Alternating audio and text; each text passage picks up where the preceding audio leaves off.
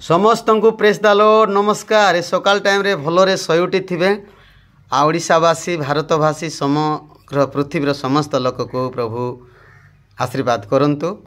आओ धन्यवाद। आजिर मुख्य विषय होची जिओसिओ पुस्तक 20 अध्याय को जीवा। हेडिंग लाइन होची आश्रय नगर विषय आमे किछि सुनिबा।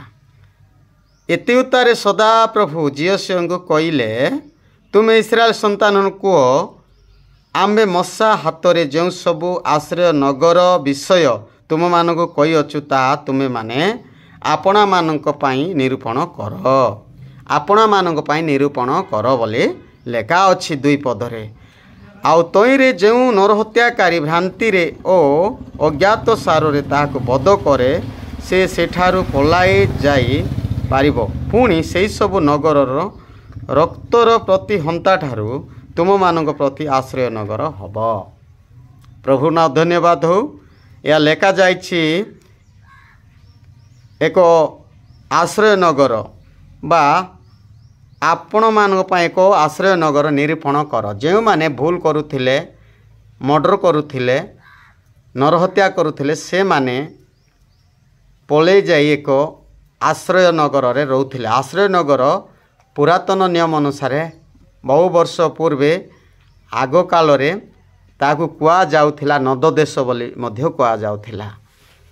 आउ से माने सेतेबेले जेल नथिला सेति पई एक आश्रय नगर रे रही तांकर जीवन यापन काटुथिले।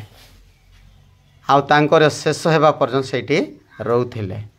तेबे मोर प्रिय लोक माने आज जदि आपण माने नरहत्या करूछंती आज जेल अछि आज डायरेक्टली जेल रे नेबा सुविधा अच्छी किंतु सही समय रे जेल रो सुविधा नथिला।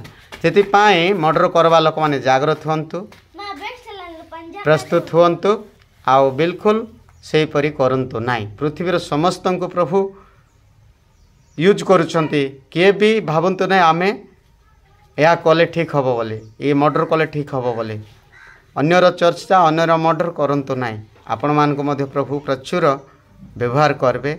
आ एबे कठोर दंड अच्छी से जागृत हो जातु प्रभु ठारे सेलेडर हंतु। प्रभु आपण मान को आशीर्वाद करबे आउ समस्त पाप दोषरु मुक्ति करबे केवल जीशु। धन्यवाद। प्रभु जीशु कृष्ण नाम रे समस्त को नमस्कार। आ प्रभु आशीर्वाद करंतु आमेन।